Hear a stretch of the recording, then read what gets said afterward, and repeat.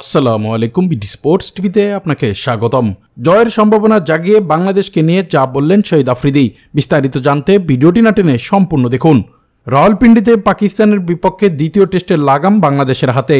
বৌরি আবহাওয়ার কারণে আজ চতুর্থ দিনের শেষ সেশনেও খেলা হয়েছে মাত্র একবার, তবুও জয়ের সম্ভাবনা জাগিয়ে দিন শেষ করেছে বাংলাদেশ। দ্বিতীয় টেস্ট জিততে আগামীকাল বাংলাদেশের শেষ দিনে প্রয়োজন 143 রান, হাতে রয়েছে পুরো 10টি উইকেট। শেষ দিনে বৃষ্টি না হলে টাইগাররা যে ইতিহাসের খুব কাছাকাছি দাঁড়িয়ে এটা বলাই যায়। এর আগে বিদেশের মাটিতে মাত্র একবারই টেস্ট সিরিজ জিততে পেরেছে বাংলাদেশ, 2009 সালে ওয়েস্ট ইন্ডিজের বিপক্ষে। তবে বোর্ডের সঙ্গে ঝামেলায় সেই ওয়েস্ট ইন্ডিজের বেশ কয়েকজন নিয়মিত ক্রিকেটার সেই সিরিজে খেলেননি, কিন্তু পাকিস্তান বাংলাদেশের বিপক্ষে খেলেছে পূর্ণ শক্তির দল নিয়ে। রাওয়ালপিন্ডিতে সিরিজের প্রথম ম্যাচে 10 উইকেটে জিতেছিল বাংলাদেশ, অর্থাৎ এই ম্যাচটা জিতলেই সিরিজ জিতবে বাংলাদেশ। দ্বিতীয় টেস্টে পাকিস্তান প্রথমে ব্যাট করে তুলেছে 272 রান।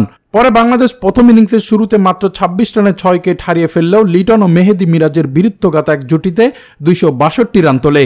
এরপর বাংলাদেশি পেসারদের দুর্দান্ত বোলিংয়ে পাকিস্তানের দ্বিতীয় ইনিংস থেমে যায় 172 রানে, যাতে দুই ইনিংস মিলে জয়ের জন্য 185 রানের লিড পায় পাকিস্তান।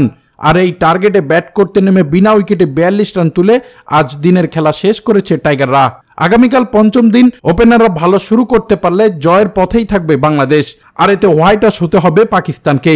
তাই তো ম্যাচ শেষে শহীদ আফ্রিদি টুইট করেন বাংলাদেশকে নিয়ে, প্রশংসায় ভাসান নাহিদ রানা এবং হাসান মাহমুদকে। তবে তিনি পাকিস্তানের এমন লজ্জায় পড়ার পিসিবির এক হাত নিলেন শহীদ আফ্রিদি। তিনি বলেন, বাংলাদেশ ভালো খেলছে, এটা প্রশংসার দাবিদার, তবে পাকিস্তান দল কেন এত খারাপ করছে তা জানা নেই। তাই তো সাবেক এই খেলোয়াড় মনে করেন দলের মধ্যে একতা আনতে হবে সবার মধ্যে, বিশেষ করে পিসিবিকেও কাজ করতে বললেন শহীদ আফ্রিদি।